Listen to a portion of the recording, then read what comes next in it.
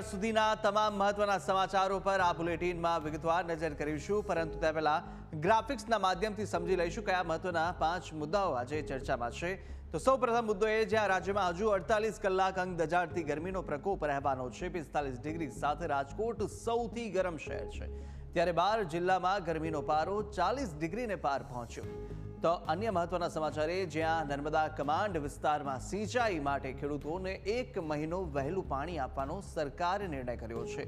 15 મેથી સિંચાઈ માટે પાણી આપવામાં આવવાનું છે અને 13 લાખ ખેડૂતોને આનો જ સીધો લાભ પણ થવા જઈ રહ્યો છે।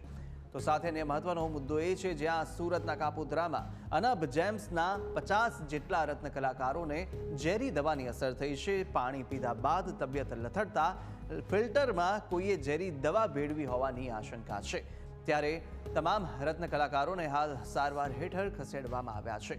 ત્યારે અન્ય મહત્વનો મુદ્દો એ જ્યાં કોંગ્રેસના અધિવેશનમાં રાહુલ ગાંધીનો હુંકાર। રાહુલ ગાંધીએ કહ્યું કે સંગઠનમાં મોટા ફેરફાર કરી પાયો મજબૂત કરવામાં આવશે। 15 એપ્રિલે રાહુલ ગાંધી ગુજરાતના જિલ્લા પ્રમુખો પસંદ કરવાના છે। ત્યારે અન્ય મહત્વનો મુદ્દો એ છે જ્યાં ખાદ્ય તેલના ભાવમાં ઘટાડો થતાં ગૃહિણીઓને અત્યારે મોટી રાહત મળી છે। સિંગ તેલમાં 50 અને કપાસિયા તેલમાં 40 રૂપિયાનો ઘટાડો થયો। આગામી સમયમાં હજુ ભાવ ઘટવાની પણ શક્યતાઓ સેવાઈ રહી છે। આ તમામ મહત્વના મુદ્દાઓ છે દિવસ દરમિયાન ચર્ચામાં રહ્યા અને 5 મુદ્દાઓની આપણે વાત